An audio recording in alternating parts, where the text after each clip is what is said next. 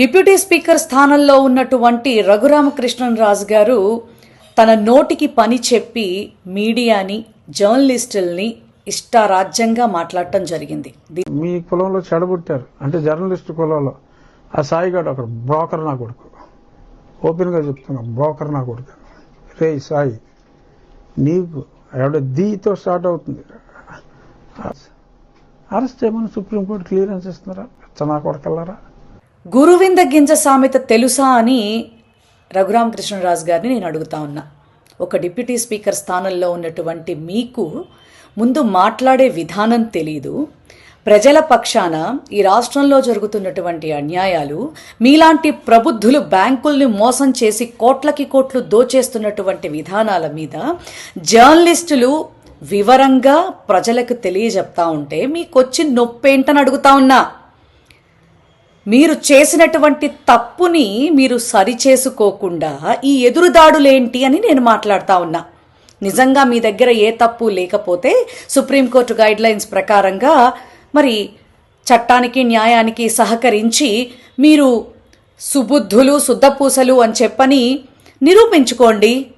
నిరూపించుకున్న తర్వాత బయటకు వచ్చి మాట్లాడండి. అప్పుడు కూడా జర్నలిస్టుల్ని, మీడియా వాళ్ళని ఏది పడితే అది మాట్లాడాల్సినటువంటి పని లేదు.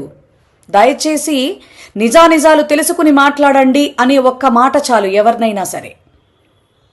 నీ దగ్గర తప్పు పెట్టుకుని ఎవరిని మాట్లాడతారు? పైగా సాక్షికి రెలబిలిటీ లేదా? మీ పచ్చ ఛానల్స్కి ఉందా? అసలు నీకుందా? ఏం మాట్లాడుతున్నారు మీరు? ఒక గౌరవమైనటువంటి స్థానాన్ని, ఆ స్థానాన్ని కట్టబెడితే చంద్రబాబు నాయుడు గారేమో తోలు తీస్తాం తొక్క తీస్తామంటారు, డిప్యూటీ సీఎం గారేమో ఏం పీకుతారని మాట్లాడతారు.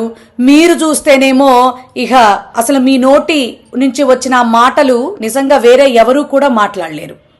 చిచ్చి, ఇంత పనికి మాలినటువంటి భాషా విధానం ఉన్నటువంటి వ్యక్తుల్ని ఆంధ్ర రాష్ట్ర ప్రజలు ఎన్నుకున్నందుకు ఈ రోజున నిజంగా చాలా బాధపడతా ఉన్నారు. రఘురామకృష్ణరాజు గారు డిప్యూటీ స్పీకర్ అని చెప్పుకోవటం కాదు, ఆల్రెడీ మీ పరిధిలో కొంతమంది దళితులకి ఎంత అన్యాయం చేశారో ఈ రాష్ట్రం చూసింది. ఈ రోజున మీడియాల మీదకి వస్తూ ఉన్నారు. ఆల్రెడీ కూటమి ప్రభుత్వానికి స్టార్ట్ అయిపోయింది. అందులో భాగంగా మీకు కూడా స్టార్ట్ అయింది కౌంట్ డౌన్ అనేది మీరు గుర్తుపెట్టుకోవాలని తెలియజేస్తూ, మాట్లాడే ముందు చాలా జాగ్రత్తగా మాట్లాడమని చెప్పని సలహా చెప్తున్నా.